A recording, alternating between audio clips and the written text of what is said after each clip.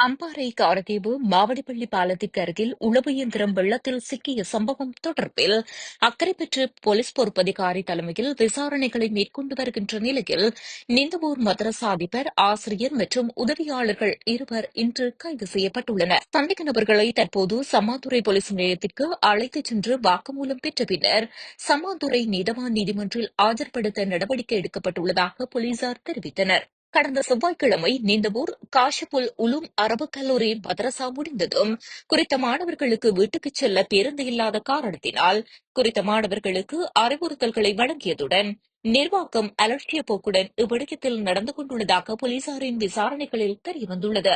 மேலும் மாணவர்கள் பயணம் செய்த குறித்த வீதி ஆபத்தானது என்பதால் உளவு இயந்திரத்தில் குழந்தைகளை ஏற்றிச் செல்ல வேண்டாம் என ராணுவத்தினர் அறிவுறுத்தியிருந்தமையும் மேலும் தெரியவந்துள்ளது.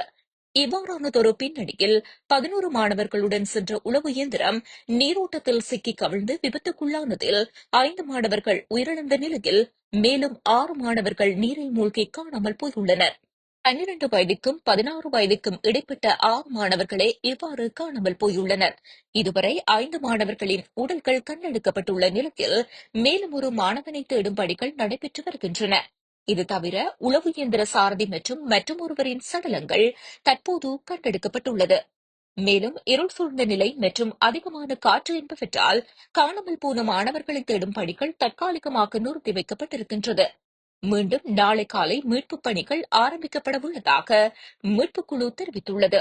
இதேவேளை நாளை கல்முனை அம்பாறை பிரதான வீதியில் நீர்மட்டம் குறைந்திருந்தால் மாத்திரம் வழமை போன்று அனைத்து வாகனங்களும் செல்ல அனுமதி அளிக்கப்படும் என போலீசார் தெரிவித்துள்ளனர்.